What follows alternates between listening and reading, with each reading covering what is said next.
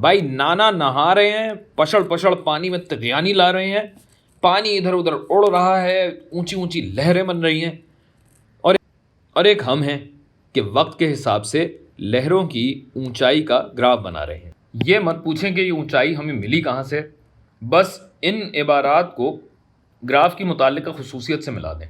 मुझे यकीन है आपकी समझ में आ गया होगा कि ये ग्राफ t=0 पे लहर की सतह 30 बता रहा है, 15 सेकंड पे ये सतह कम तरीन है और 11 सेकंड पे बुलंद तरीन है।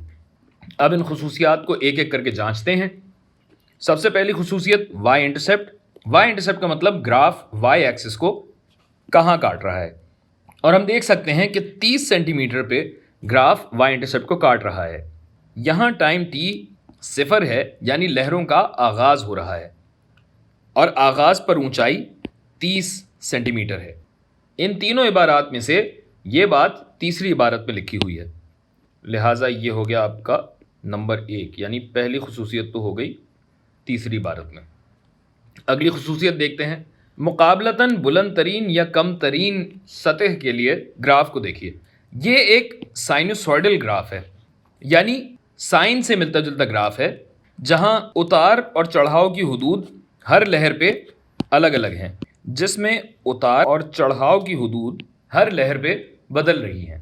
अगर हर लहर की बुलंद तरीन सतहों को देखा जाए तो ये आपस में भी कम या ज़्यादा हैं, और अगर हर लहर की कम तरीन सतह को भी देखें तो ये भी आपस में कम या ज़्यादा हैं। इन तीन इबारात में से बुलंद तरीन या कम तरीन सतह की बात दूसरी इबारत में की गई है, जिसके तहत अगर 6 सेकंड में देखें, 6 सेकंड कहाँ गया, ये रहा, तो ये वाली लहर अपनी बुलंद तरीन सतह पर तो है, मगर ये दूसरी बुलंद तरीन सतहों के मुकाबले में पूरे ग्राफ की बुलंद तरीन सतह नहीं है, लिहाजा ये खसूसियत दूसरी इबारत में हुई। वैसे तो यहाँ काम ख़त्म, यानी यही होगा, मगर चलें आखिरी खसूसियत देखते हैं।